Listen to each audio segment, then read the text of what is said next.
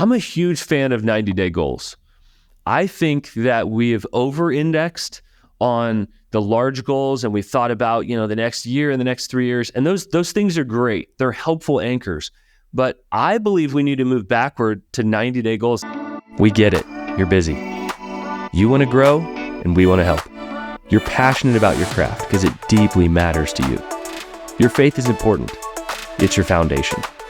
At Stay Forth, we coach leaders to avoid burnout, live and lead with clarity, purpose, and from a place of health. We want you to experience long-term impact. Welcome to the journey. Hey friends, welcome back. This is the fall. It is time. We've been talking about how we're going to do a fall intro episode, and here we go. We're at the beginning of a season of momentum. Every leader that I'm talking to, and certainly the ones that I'm coaching, we've been preparing now for a few weeks to be able to slide into the fall momentum. But there are plenty of challenges that await in the fall. This is usually that month that goes to be about a 10 out of 10 for almost every leader I know in terms of the possibility, the opportunity, the momentum on the other side of it, and of course, some of the obstacles. So what we're going to do in just a few minutes is we're going to lead you into a series of questions that you need to be thinking about. If you are a leader of any kind, these questions will be really helpful, and there's an action step on the other side of them. We got some cohorts coming up, and so we will just tease those a little bit here. We're going to share more later. If you want to grow this fall and you do not want to be left behind by the leadership opportunities that you have, I want you to consider jumping in to either our effective leader cohort that Chad, one of our leadership coaches, is leading, or the anti-burnout cohort that I'm going to lead that's going to take you to the next level from my book, Anti-Burnout. So excited to be here. Jonathan, do you enjoy the fall? I do. I actually enjoy the different pace and the speed up and the change. I mean, I've always been someone that I enjoy change and thriving and pushing into a higher gear.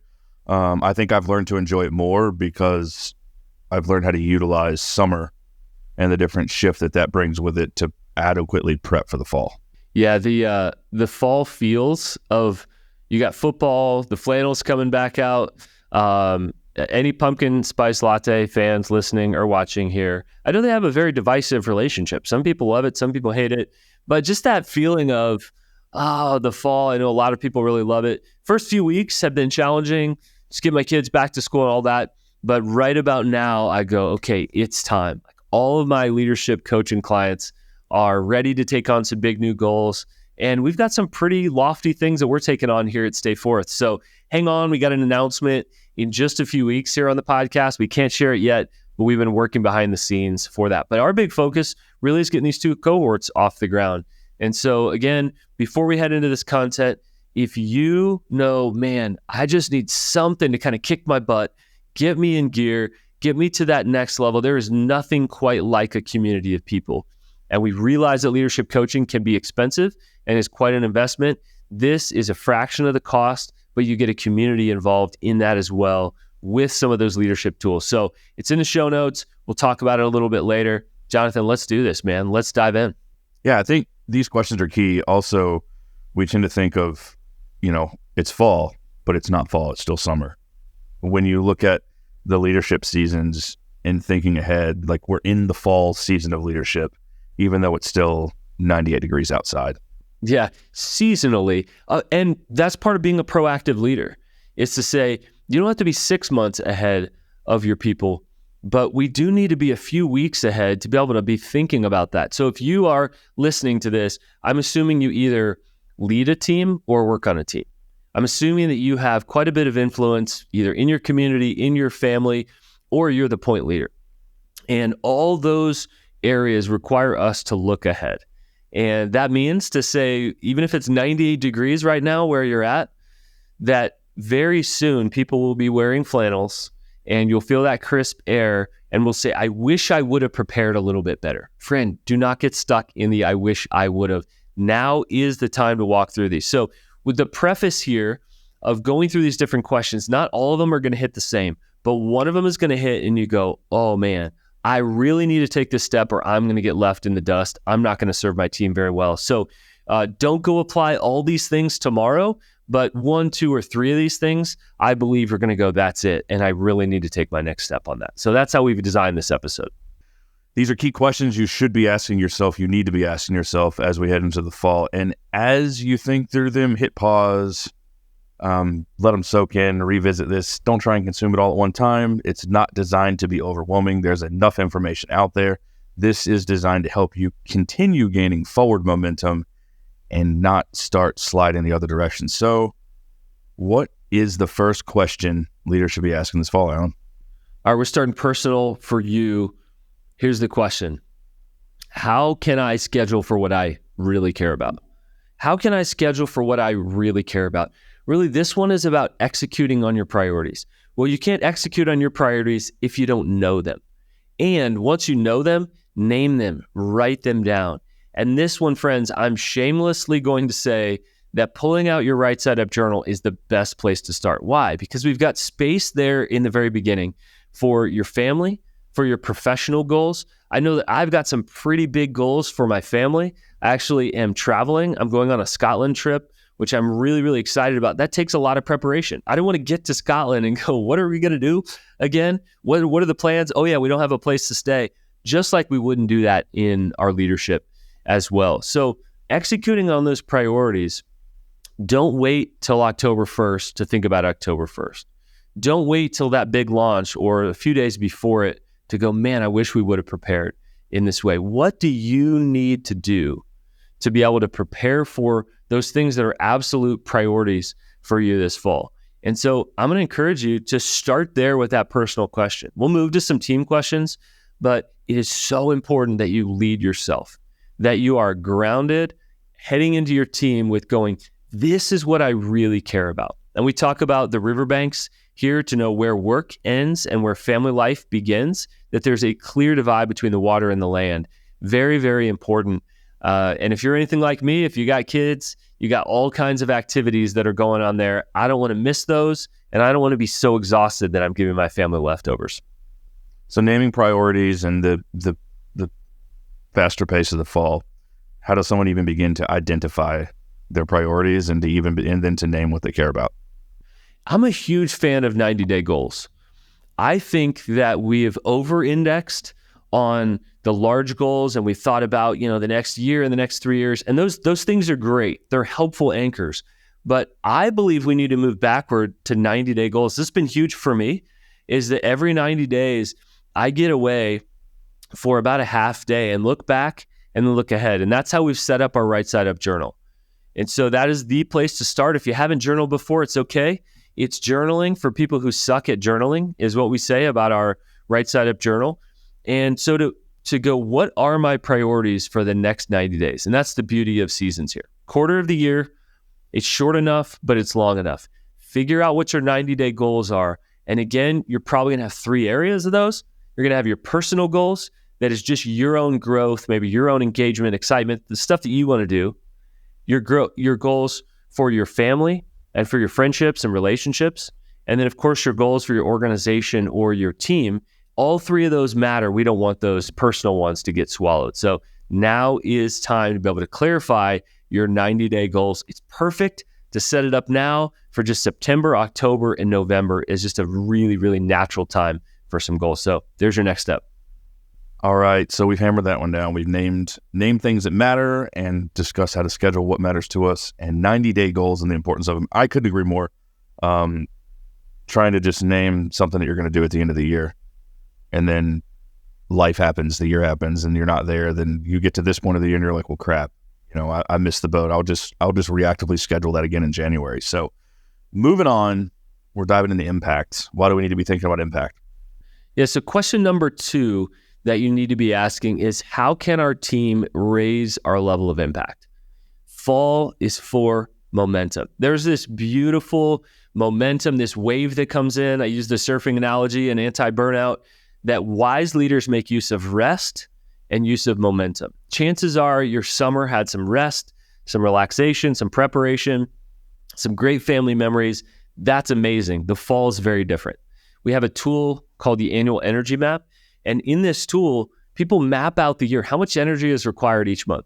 Without exception, all of my leaders have a lower June, July area, and then something shifts in August and really kicks us back up to Labor Day, where you're going, man, it's on. The good news is that you may actually accomplish 40% of what your organization is going to do in the next 3 months because it's such a wave of momentum. You've been waiting, you paddled out there, and then you see that wave coming. Now is the time to start paddling so that when the wave comes, you catch it, right? You got to have that momentum. So what's really important there is to be very, very clear about what opportunities you have in the fall. Personally, again, family and professionally for your team, your organization, friends, fall is a great time. Why? I think a lot of people realize that, man, my life's kind of been out of whack and rest is great, but it's time to step back in. Schools ramping up, churches ramp up, nonprofit organizations ramp up toward the last quarter of the year. Friends, this is an awesome opportunity to be able to accomplish things for the mission. Don't sleep on the fall, even if you had some great rest this summer.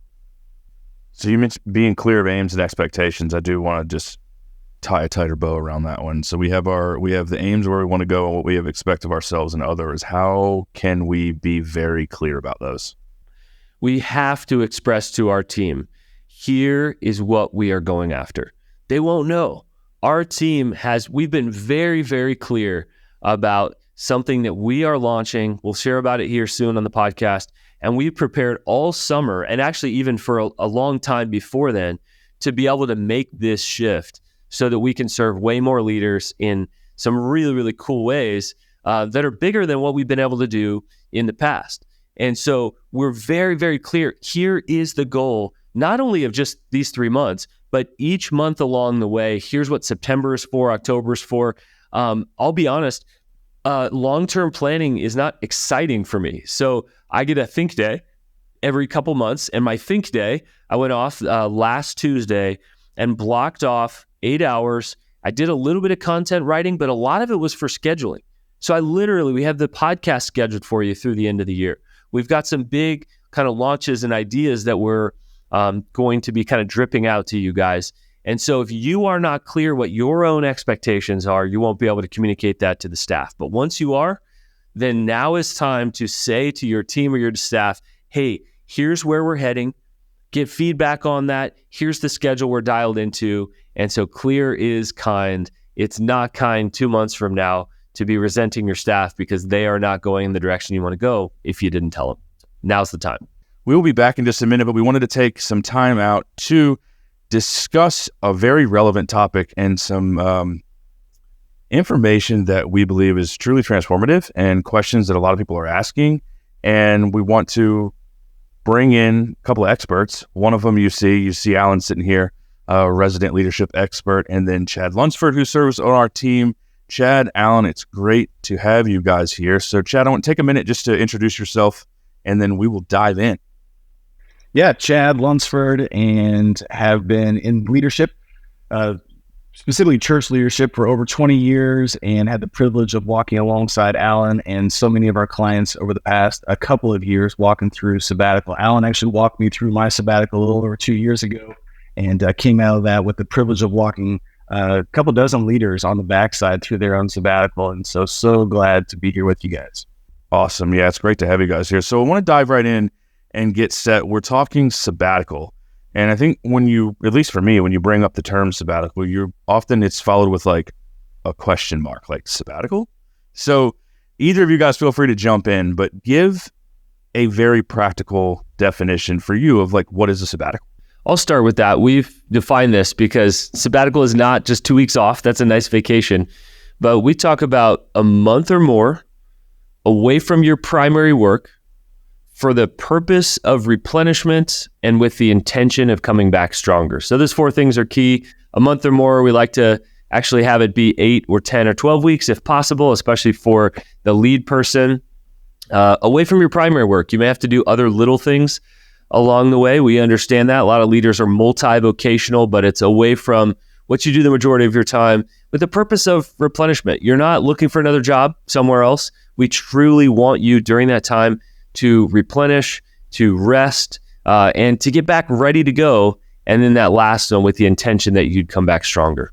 Nice. So you said it's a month or more, and I think, at least, especially from personal experience, having been in ministry for years, there's a misnomer that, we're going to send you off to take some sort of a vacation. So I think let's camp there for a minute and say what differentiates a set time sabbatical leave from just going to the beach for a few weeks with the family on vacation? I think there's a couple of things that really differentiate a sabbatical from a vacation. And I think one of the key words we'd like to talk about is really just intentionality. And so what is it that you want to get out of the sabbatical experience? And, every organization and each individual has different things that they're bringing into what they think a sabbatical is and should be. And so we just try to bring a lot of clarity, both to our clients, but also to their organization as well, that when this leader is stepping out to take a sabbatical, everybody knows why they're taking it and what the purpose is and what they want to come back and do. And so we really try to help them find great intentionality with what it is that they feel like they need to get out of it, and make sure that the organization has clarity as well. Yeah, and in addition to the intentionality piece of it, here's that direct aim. The second is that this is bigger than just you. And so you wouldn't just go take a sabbatical and people don't know. You could take a vacation, be like, oh, Chad's out of the office. But this, because it's so long, your whole organization or team at least has to prepare for you to be away. And so there are these 3 phases we talk a lot about, but the prepare phase is key to that, where you're actually preparing your team and your organization. If they're a public facing leader, you're gonna have to let them know that you are not gonna see this person. And like Chad said, here's why. It's not just a vacation. Oh yeah, I guess they're out of the office. And then lastly, because it's so long, we believe that a sabbatical requires an outside voice. And that's what we get to do at our, on our team as coaches. That outside voice, that'd be weird kind of if Chad couldn't take a vacation without an outside voice, or I couldn't take a vacation and, hey, I want you to guide me through this. But because it's so long and it's different, and people ask, so what's different between vacation and sabbatical? And I say that a vacation is not a sabbatical, but sabbatical usually includes a vacation or 2 during that time. And so that's a significant part of it, but generally that is only a small part of sabbatical. Yeah, and I would just add to that, Jonathan, a key part of what Alan and I are saying here, in addition to that intentionality, is that alignment piece, right? So that the whole organization knows this is why this person is stepping out, and here's how we're all going to get behind it. Here's how the work won't drop. Here's what they're going to get out of it. We find that the best sabbaticals have great alignment in addition to that. So there is the piece there where the leader that steps out on sabbatical, obviously the goal is that it benefits everyone, because the leader comes back healthier. They are able to lead more sustainably. They're leading from a deeper posture of health. They're renewed. When it comes to the leader who's considering taking a sabbatical and they're going to approach their team to say, hey, I think it's time for this, and they enter the negotiation phase, I think there is a fear that the people that are quote unquote being left behind are like, oh no, everything's going to suffer. So how can you lower some of that overwhelm? And what are some of the steps that people can take when entering that negotiation phase to communicate that it's a holistic benefit to everyone involved? Depending on the person in the organization, like where they land, in the organization, if it's the lead person, if it's somewhere else, in the organizational chart, it all matters a little bit differently. But the further out the planning can begin, the better. And especially if it's the lead person, especially if it's the organization's first sabbatical, or it's the first sabbatical in a while, that way everyone is on the same page again, not just why this person gets to take a sabbatical, but how that's going to affect the organization. Again, we found when everyone is aligned, not only is that person going out and having a great sabbatical, but the organization gets better in the process, that everybody knows what their role is in it. They have some opportunities to step up and take on responsibilities that perhaps they didn't have in the past. I think leaders find that when they, impart some opportunity to other leaders, that everybody actually gets better. That people get to try some things that they hadn't tried before. They didn't know that they could do it. And it really, whether it's a pastor that steps out and other voices are getting a chance to speak, whether it's in a nonprofit organization and people within the org chart, get to take on some new leadership. It can, when done well, with the right amount of planning in advance, really everybody in the organization comes up to a new level. Exactly. That's the goal. Raise that leadership lid of everybody. If the leader's heading out, 100% of the stuff they do doesn't get done. That's not the point of that. But the main responsibility, somebody else is going to shoulder that load. And a lot of times the leader actually finds that they come back and that person did it better than them. And it's like this accidental delegation where they go, you know what? And they have a conversation later and that person should actually carry that. Well, it turns out that during the sabbatical, they felt like, man, I need to get some of my responsibilities off my plate. That almost always happens to a leader on sabbatical.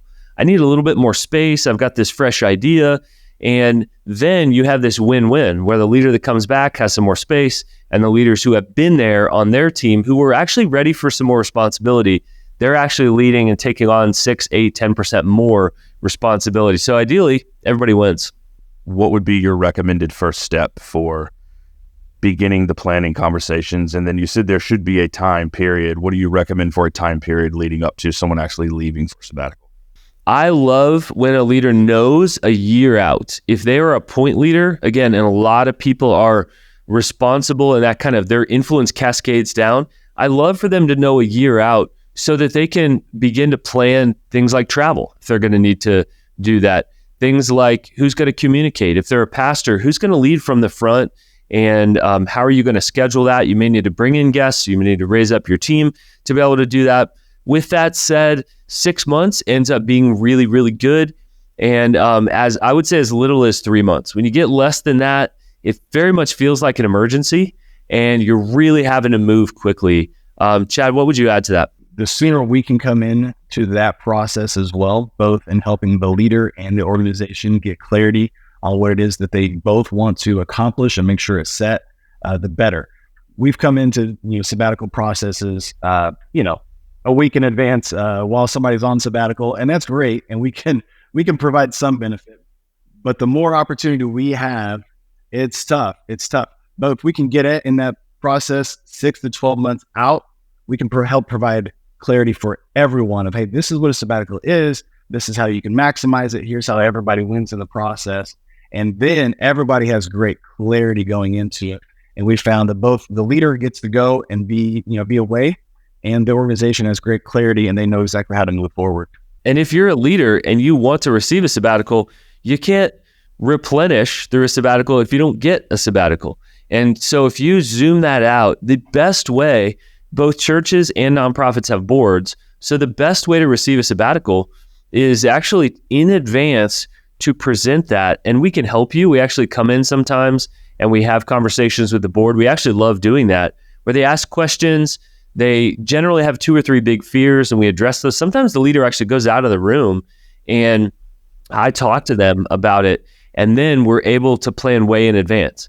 So the shorter the time frame, the more your board's fear is going to go up and probably say, I don't think we can do it right now. So leader, if you are considering a sabbatical, the best time to start is now, thinking about it way out. I'm actually going to be receiving a sabbatical later on this fall. And we've been planning for a long time to make sure that my clients don't suffer, that my team, you and others, Jonathan, are not overloaded by that. And then the cool thing is others have some opportunity, but we've been planning for a long time to make sure that has, a really good impact on me and the team and not a terrible impact on those that we coach. Awesome. Well, guys, this has been great.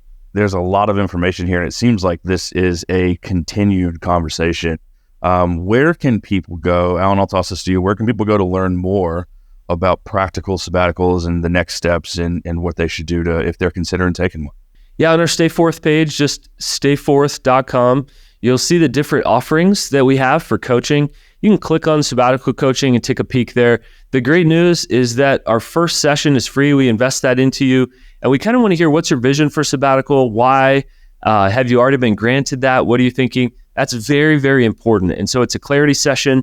And so Chad or I are available to come in and do that. And I do want to kind of dangle this a little bit. In the next few months, we are going to have some cool announcements about sabbaticals because this is becoming more and more what we do here. So hold on for the next couple months.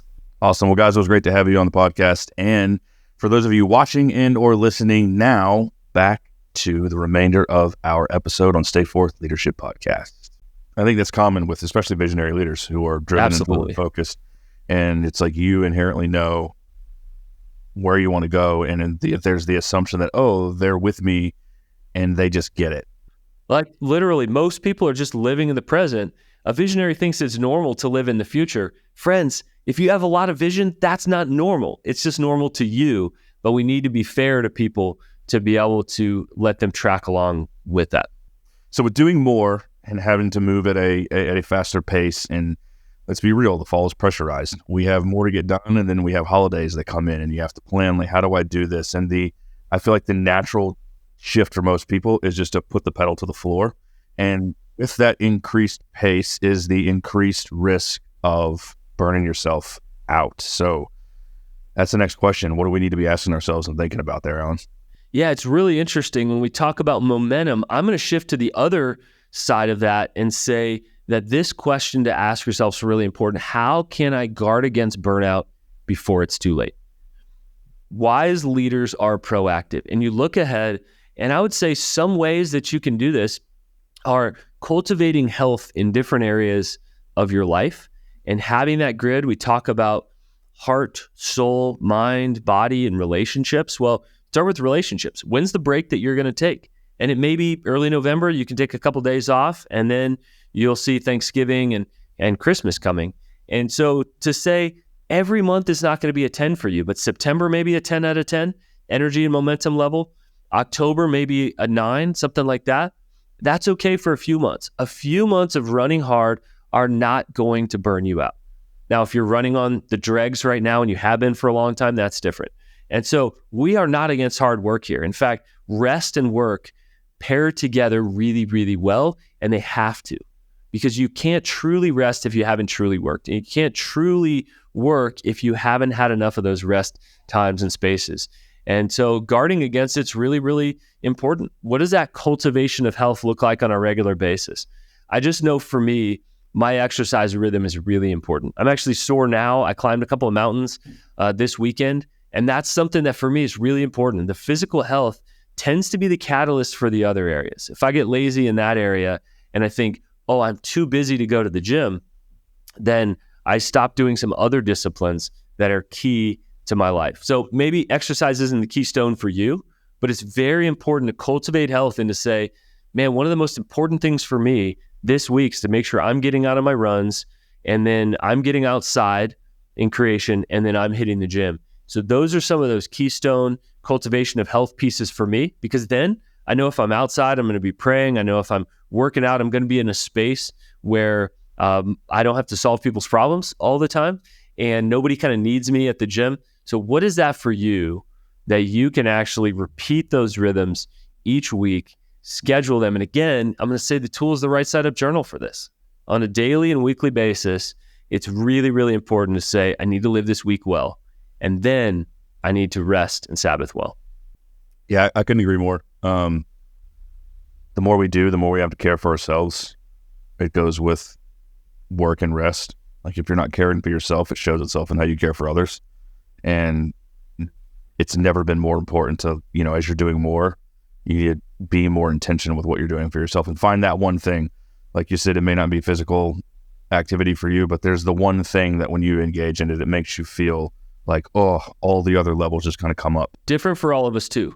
Don't cheat off somebody else's paper. James Clear in his book, Atomic Habits, calls them keystone habits. And so we've all got keystone habits that for us are hugely important. Make sure that you are scheduling in those keystone habits. Like for our marriage, it's not only calendaring our lives together, but it's making sure that every other week we have a date planned out for my wife and I. That's super important so that we stay connected in the fall. We don't drift apart amidst some of the busyness. Yeah, this next one's a good one. It's going to help with that, because talking about doing things for yourself, and it's like, but my schedule's this is going on, and you'll oftentimes feel like you're stuck in the weeds. So next question, Alan, how do we get ourselves out of the weeds? Yeah, leaders that I am coaching are pretty much constantly asking this question of how do I get out of the weeds? There's this gravitational pull that sucks us down just as gravity sucks us back to earth. We are going to be brought down to those lower levels of tasks. And let me be clear that it doesn't mean that these don't matter. It doesn't mean these aren't important. If you are somebody that does some of the lower vantage tasks, it doesn't mean that those are low value tasks. So the vantage that leaders often need to be at are in that kind of mid-level helicopter zone or even in that jetliner zone, especially in the fall as we have these opportunities. And almost every leader that I'm coaching right now is asking, how do I get out of the weeds so I can lift back up to that next vantage? And I want to encourage you, I'll talk about a tool here in a little bit, but I want to encourage you to actually do something that is really, really crucial for the clarity of your own schedule, and it's a time and an energy audit. So a time and energy audit is simply to look back at your last month or so. You can do several months if you do. I'll do like 3 months at a time when I do my quarterly kind of stop, is I look back and I say, where have I invested my best time? Where have I invested my best energy? And is that the kind of time and energy that I need to be investing there? At Stay Forth, we've done plenty of things that were good for that season, and then they needed to move on to the next. I have hosted this effective leader cohort 4 or 5 times now, but it's time for Chad to host that and to raise him up to that next level. And it's also time for me to be able to host a cohort around my book, Anti-Burnout, and to dig into that with the people who are reading that, the feedback that we're getting. So it's really important to look back and say, that was helpful, that got us here, but it's not going to get us there. So a time and energy audit over the last weeks or months is going to be helpful for you. Chances are you are burning time or energy in things that are not that important to you, whether it's doom scrolling or leading this meeting that somebody else can lead, that a lot of times we can find time and energy in our schedule that we think is completely full. It's never completely full, friends. We can always shift and redesign. We are ultimately designers of our lives and of our leadership. And I believe that God has entered into this relationship with us. We co-design the life and the leadership and the schedule that we have. And that's part of the beauty that God put in us as innovators and as creators, is to actually have agency in designing those different things. You can tell I'm passionate about this one. Friends, we got to get out of the weeds, or you're going to look and go, man, I could have gone so much bigger. I could have gone so much better. I could have done things that were the next risk, but I was stuck inside of some of the same details that I've been doing before. And now is the time to make that change. Yeah, I mean, I like this too, because it's easy to get sucked into the weeds when you do more and you do multiple things and you lead in multiple areas. It's easy to get pulled down. And probably, if you want to get really practical about this, if you use your right side up journal, shameless plug, there is a phenomenal explainer video in there around the declutter quadrant where Alan spends about 7-8 minutes unpacking it and telling you how to implement it right then. So if you haven't used your right side up journal, you can click anywhere on the screen in the show notes, go over to Amazon and grab one for you and your team. Now's a great time to do it. This tool, the declutter quadrant, just simply helps you declutter your life. This summer, it was that day that I hate. It's a Saturday, and it's the time my wife and I have agreed on to clean the garage out. Our garage collects crap. I don't know where it all comes from. Some of it's my kids. Some it's just the place in the house that we don't care that much about, and we can like barely walk through it at some point. Like, where did we get all this stuff? Whose stuff is this? We literally have 2 friends storing stuff in our garage as well. So I don't like when we clean out the garage, but decluttering it afterwards, I go, oh man, this is great. We actually have space and room to walk. It's a similar feeling with this. We've actually given you 4 very direct steps in this tool, Declutter Quadrant, to be able to clean out your life so that there is space and vitality and buoyancy and room to breathe so that you could actually take on that next thing. So you can actually paddle toward those waves and get in the momentum of that. So that's the tool that I highly recommend for you. By the way, it works great for teams as well. There are things your team and your organization is doing that are good, but they're not best. Yeah. Speaking of teams, if you really work the process in the declutter quadrant and you're getting yourself out of the weeds, you're going to have to rely and lean more on those that you lead with. So how do we go about raising the leadership capacity of my team members? Why do we need to be thinking about this fall, Alan? Yeah. So this next question, how can I raise the leadership capacity of my team members, is vital. If you are a point leader, let me speak to you for just a minute. You realize that it's partly your responsibility to raise the leadership lid on your organization and on yourself. But we tend to struggle, like, how do we help somebody else grow? Now, first of all, they have to be hungry. Let me say that. People do not grow unless they truly believe they have to or they want to.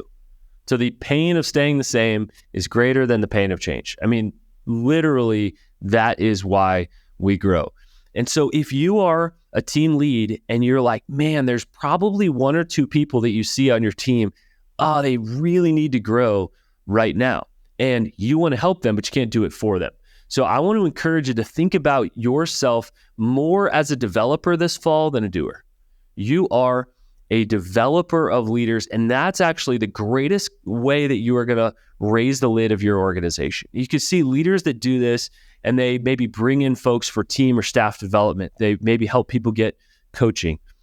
I would highly encourage you guys to help your leader get involved in a cohort with other leaders from other organizations. This is part of the beauty of our cohorts, whether the effective leader cohort or the anti-burnout cohort that I'm leading, is you're talking with somebody from a different field. Maybe it's business, maybe it's another nonprofit leader, a ministry leader, somebody who's a principal, and you look at that and go, man, they're dealing with about 90% of the same things.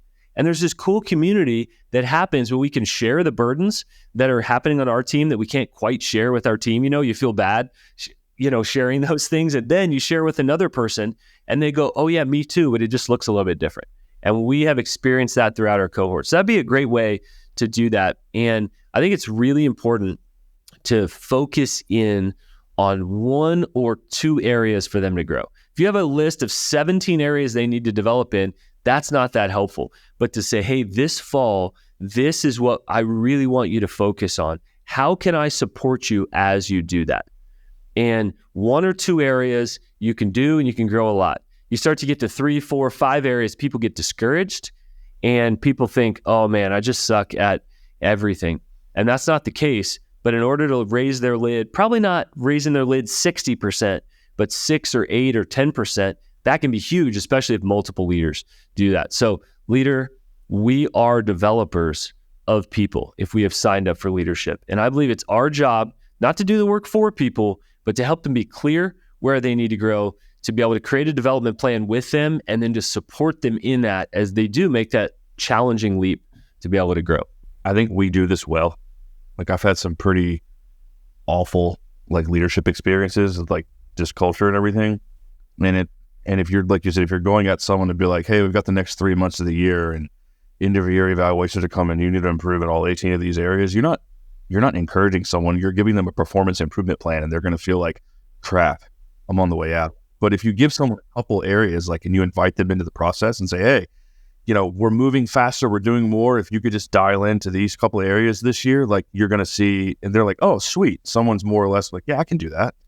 And side note, if you're leading somebody and you wait till the end of the year to tell them what they're not doing well at their interview review, that's not that helpful.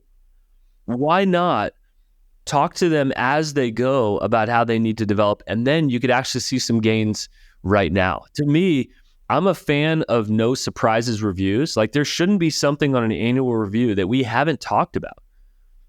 It's not fair. It's also not helpful, because if they don't see it, they don't see it. And so to talk regularly about, man, I see you struggle when you hit this spot. Let's talk about that. What's going on in your life in that? Why is this area challenging for you right now? And they may need some support, like we talk about that. And so it's not fair to not resource somebody for that. Quick story before we move to the next one. We have an administrator here at Stay Forth who's amazing. Her name's Quinn, but she's fairly new to doing this. And so she's awesome. She's incredible. Quinn, much love. But I realize she's new to this. I don't know how to be the best administrator in the world. That's clearly why I need her for our team. So I found 2 of the best administrators out there that I've been in contact with that are both professional and relational, kind of a good fit for who she is. I asked them if they would be willing to coach her a little bit. And so literally, I'm going to pay for 2 sessions with administrators who are awesome and just get some tips. What do you do? What about this? And some time for Q&A. So that'd be an example of resourcing somebody. For you, it may be sending that to them to that personal or professional development area, specifically in that, or resourcing them with a person you know as a mentor. So friends, it's our job to help our team raise the leadership lid. We better move on. You can tell I'm passionate about that one. People always ask that question, like, how do you guys function the way you do? Because we do it well. So moving on, the last part of this year is also wild. There's a lot going on. And we just came out of our summer series. We were talking cynicism and why that we need to be aware of that right now. What that comes back to is unity. And so why do we need to be asking the question of how we can be a unifying voice and a unifying force in a disunified world this fall? Yeah, I mean, this is an intense time. And this is one of the reasons I wanted to write Anti-Burnout when I did. We live in a heavy world, and right now we live in a divided world. And we need leaders who come and bridge the gap. Leaders that instead of fear and outrage are coming in grounded and wholehearted and healthy, that can actually lead us somewhere. It's not vision to say things are falling apart and this sucks right now. We actually are looking for leaders that lead us toward hope. And so again, that question, how can I or we as a team or an organization be a unifying force in a disunified world? I am aiming always at Stay Forth being that. We're having conversations that go across aisles. This is not for one political party. This is not for one organization. These are conversations we all need to be thinking about.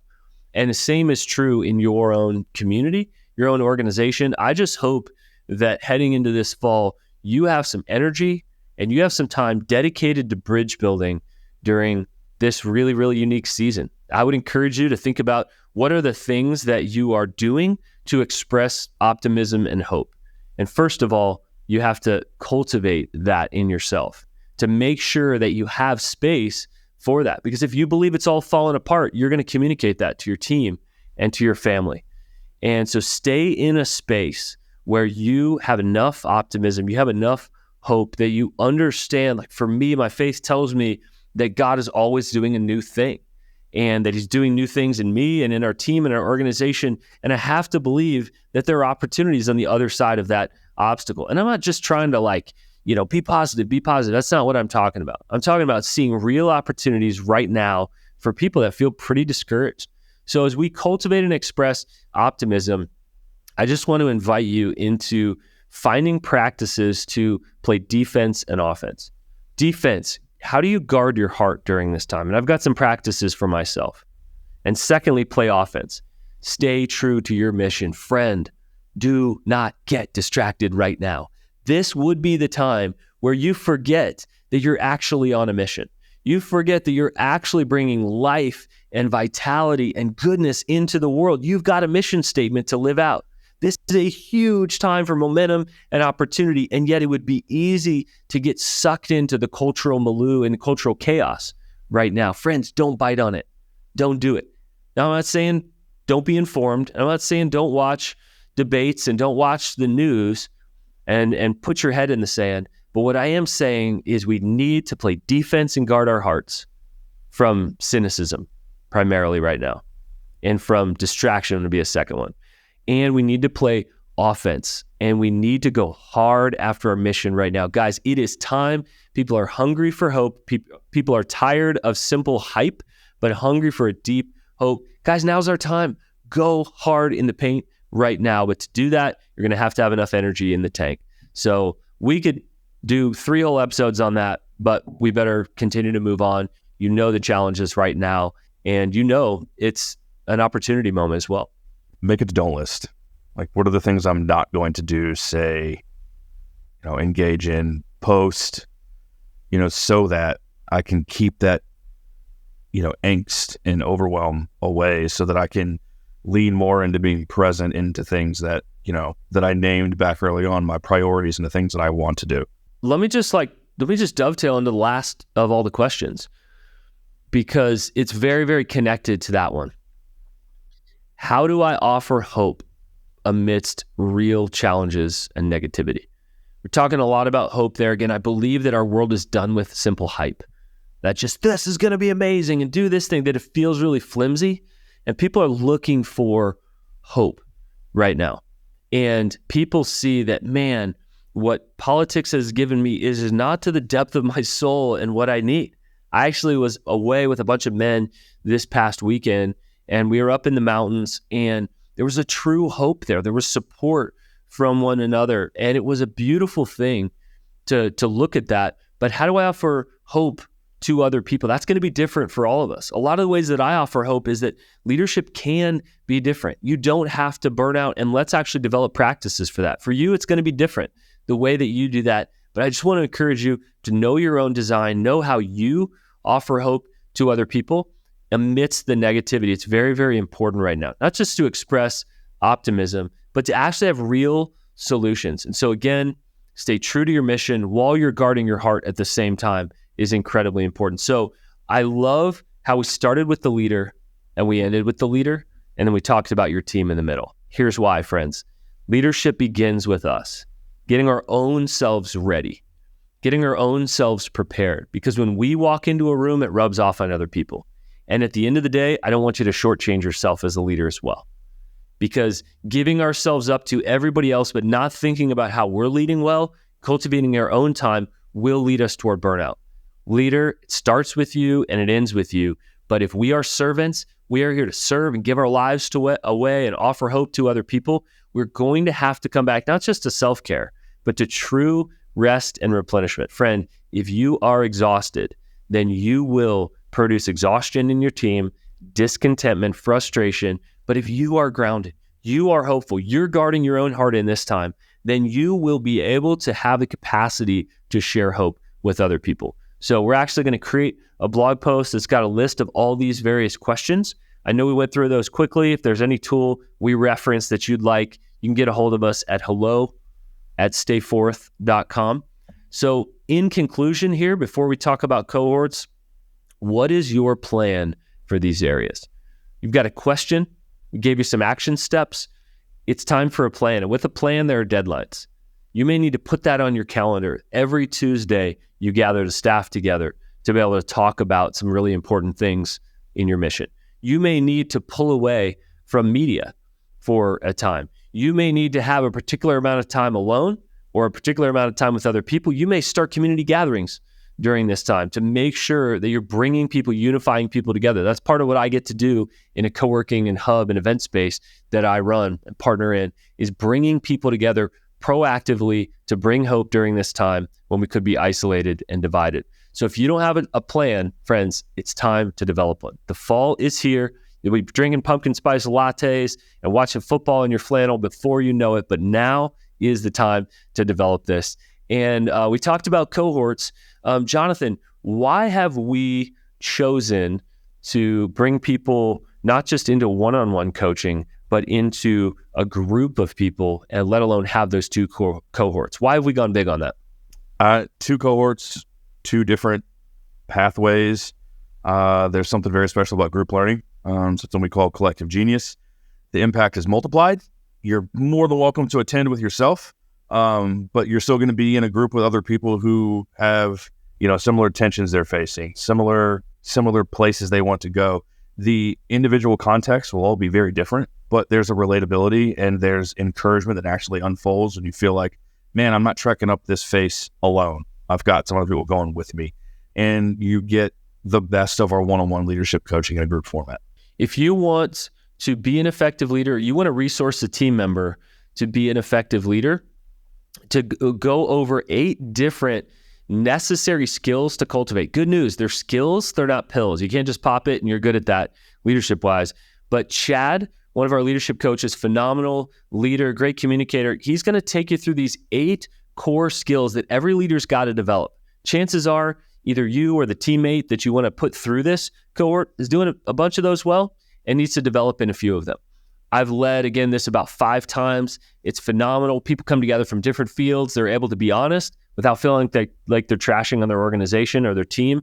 It's a great environment and small. It's over Zoom. It doesn't dominate your life, but we've got next steps and homework. We offer incredible tools to you during that time. So that's the Effective Leader cohort. I am so pumped to be digging into the book, particularly 2 sections of the book. What are the obstacles that you are facing right now? And then how do you find the opportunity on the other side of that? This is not a book club, friends. This is only for hungry leaders who are really ready to grow right now. So I just want to warn you, we're going to flip that switch. We're going to go hard because I want to respect the leaders that come in, as you guys are high producers, high capacity leaders who are ready to grow this fall. And we're going to see that happen. And so really excited for that. That's over the course of 5 weeks. We're going to get in there. It's not just a book club. We're not going to just read on page 73. We're actually going to go hard. And then I've reserved the second half of that for Q&A and group time. So that's at least as much what we're going to be doing as the learning part is we're going to be identifying the gaps for you. And we're going to be having a team, almost like a mastermind group that can help you with that. And then I want to be very available and give you access for Q&A. Friends, it's time to sign up right now for that. With Labor Day coming, it's a big deal for us to know how many people are in that cohort. And again, you can hear the urgency in my voice. It is time to develop. And so that is more designed for point leaders of an organization, whereas the effective leader cohort is designed for anybody that wants to learn and grow and be a more effective leader. So head on over to stayforth.com on our coaching page. Those are also in the show notes here. I know there's a lot of content here, but as I bring it in for a landing, I just want to say there's one or two things that I've said or questions that we brought here that are just messing with you. Those one or two things you need to take a next step with. It is your turn to implement those things and take a next step. Awareness alone changes very little. Just to learn from a book and say, that was nice, isn't going to change your life and certainly isn't going to change your organization. But the leaders that make their little changes, their next right steps, are actually the ones that end up shaping their teams and shaping the futures. Friends, this is a crucial moment. We need you to lead and to live personally, professionally in your communities as you are uniquely designed. It's your time, friends. This is a big moment in our culture. I bet it's a big moment in your organization as well. We need you to be the leader that you're designed to be. We want to help you. We want to support you. In addition to one-on-one coaching, it's time for you to jump into a cohort this fall. If you want to raise the lid on one of your leaders that is ready to grow as well, I encourage you to work with them to sign up for one of these cohorts right now. They begin next week. Friends, we love you. We care for you. This urgency for you to grow is because we know that you have a lot in the tank. We know you're designed for impact. We want you to stay healthy in the meantime. We will catch you on the next episode. We got some big announcements coming your way. We'll see you next time.